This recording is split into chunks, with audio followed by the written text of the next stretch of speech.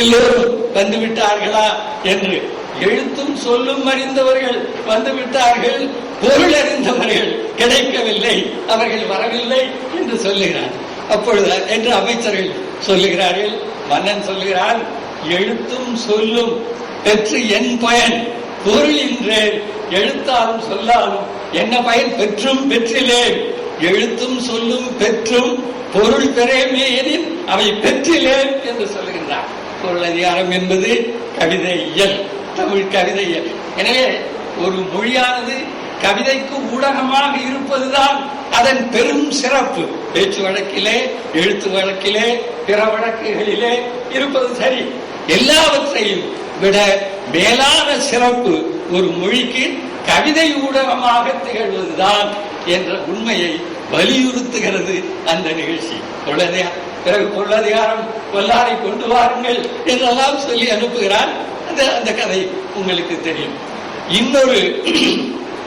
இன்னொரு சான்றும் சொல்ல வேண்டும். அவர்கள் கவிதையை மொழியாக எப்படி தமிழை வளர்த்தார்கள் என்பதற்கு தொல்காப்பியத்திலே செய்யுளிகள் இருக்கின்றது. செய்யுளின் தன்மை, செய்யுளின் பயன்கள், செய்யுளின் உறுப்புகள் ஆகியவற்றையெல்லாம் தொல்காப்பியர் வரையறுத்து சொல்கிறார். இத்தகைய ஒரு ஆவணம், கவிதை இயல் பற்றிய ஆவணம் உலகில் வேறு எந்த மொழியிலும் கிடையாது. அரிஸ்டாட்டிலுடைய போயட்டிக்ஸ் என்பது கவிதை இயல் அல்ல, ஒரு போயட்டிக்ஸ் என்ற தலைப்பை கொடுத்திருக்கிறார். அது பேசுவதெல்லாம் துன்பியல் நாடகங்களை பற்றி, சில குறிப்பிட்ட இடங்களில் மற்றும் காவியங்களை பற்றி பேசுகிறார். தன்னுணர்ச்சி பாக்களை பற்றி, கவிதை வகைகளிலே சிறந்ததான தன்னுணர்ச்சி பாக்கள், லிரிக்ஸ் பற்றி ஏதும் பேசவில்லை.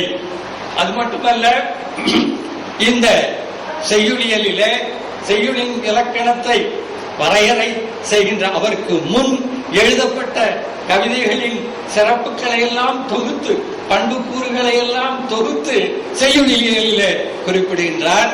அடுத்து உவமையலுக்கு வரும்போது அவர் அன்ன போன்ற 36 உவம உருவுகள் இருக்கின்றன என்று சொல்கிறார்.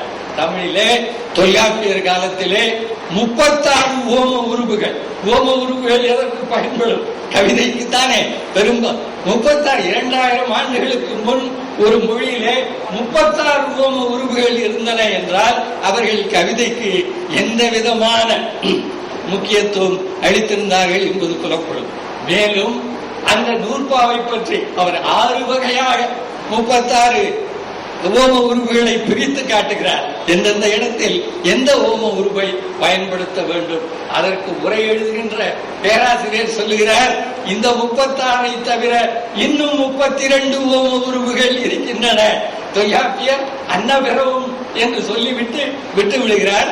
இன்னும் 32 ஓம உருவுகள் தமிழிலே உண்டு என்று சொல்லுகிறார். அப்படியானால் 68 ஓம உருவுகள். எப்பொழுது 2000 ஆண்டுகளுக்கு முன்பு ஒரு மொழியிலே 68 ஓம உருவுகள். அதற்கு பிறகும் பேராசிரியர் முடிக்கும் போது சொல்லுகிறார், இந்த 32 ஓம உருவுகளையும் பட்டியலிட்டு விட்டு இன்னும் சில ஓம உருவுகளும் இருக்கின்றன, அவைகளை நான் விட்டு விடுகிறேன் என்று சொல்கிறார். எனவே குறைந்தது 80-90 ஓம உருவுகள் 2000 ஆண்டுகளுக்கு முன்பு தமிழ் மொழியிலே இருந்திருக்கின்றன. ஆங்கிலத்தில் சொல்வளம் நிறைந்த, சொல்வளம் செறிந்த 10 லட்சம் சொற்கள் ஆங்கிலத்தில் இப்பொழுது இருப்பதாக சொல்லுகிறார்கள். அந்த மொழியிலே எவ்வளவு ஓம உருவுகள் இருக்கின்றன கவிதைக்கு என்று பார்த்தால், மில்டனுடைய கவிதையையும் ஷேக்ஸ்பியருடைய நாடகங்களையும் படித்து பார்க்கும் பொழுது அவர்கள் ஓமைகளை எவ்வாறு சொல்லுகிறார்கள் என்றால் 3-4 உத்திகள் தான் அவர்களுக்கு. It is like that, it is similar to that. இல்லையானால் ஓம உருவே இல்லாமல் உருவமாக is a bull king, lion king என்று சொல்லுவது போல உருவகமாக சொல்லிவிடுவது. ஓம உருவுகள் என்றால் லைக், சிமிலர் டு என்றுதான், ஜஸ்ட் அஸ் என்று ஆரம்பிப்பார்கள். மில்டன் தம்முடைய நீண்ட ஓமைகளுக்கு பேர் போனது மில்டனின் காவியம். அது ஹோமர் கையாண்ட உத்தி. அந்த நீண்ட ஓமைகளை சொல்லும் போது கூட just as that, when this happened, அப்புறம் this this is how it goes on என்று அவர் ஓமையை சொல்லுவார். நீண்ட ஓமையை அவர்தான் சொல்லி செல்ல முடியும்.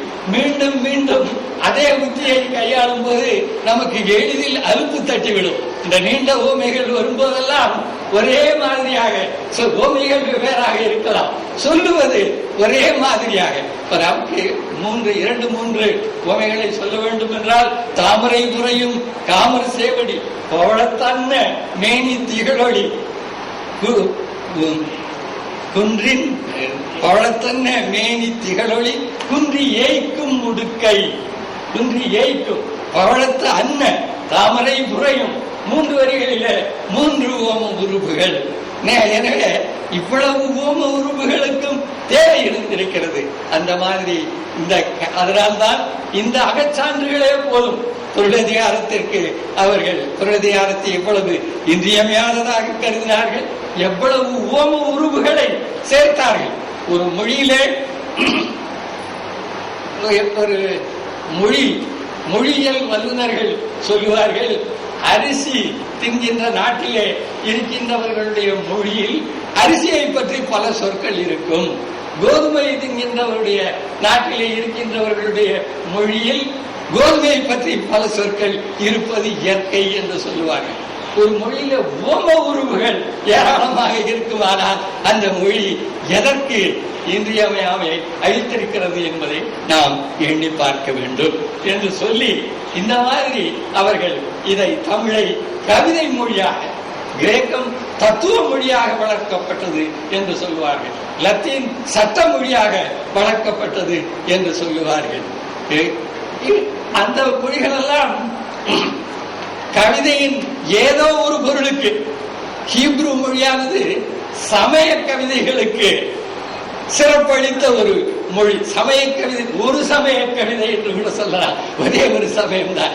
அவர்களுடைய சமயத்தை பற்றிய கவிதைகளைத்தான் அவர்கள் சிறப்புடையதாக கருதினார்கள். ஆனால் இது எல்லா பாடுபொருள்களுக்கும் ஏற்ற ஒரு கவிதை ஊடகமாக தமிழ் வளர்க்கப்பட்டது என்பதற்கு இந்த அகச்சான்றுகளே போதும் என்று சொல்லி என்னுடைய தலைமை உரையை நிறுத்திக் கொள்கிறேன். 4 அறிஞர்கள் கட்டுரைகளை படிக்க இருக்கின்றார்கள் இந்த அமர்வில். முதல் இவர்களுக்கு ஆளுக்கு 15 நிமிடங்கள் எடுத்துக் கொள்ளலாம்.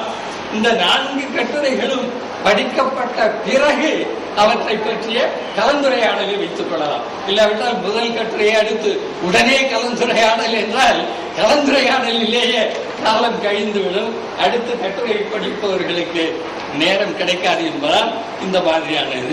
முதலில் இறையன்பு அவர்கள், இறையன்பு IAS அவர்கள் A Study of Parallels in the Works of Thiruvalluvar and Shakespeare என்ற கட்டுரையை படிப்பார்கள். Respected Chairperson, scholars and dignitaries,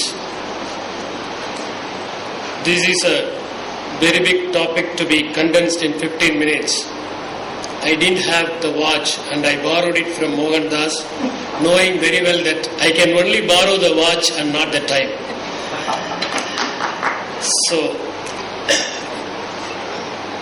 So comparative literature I will not go into depth.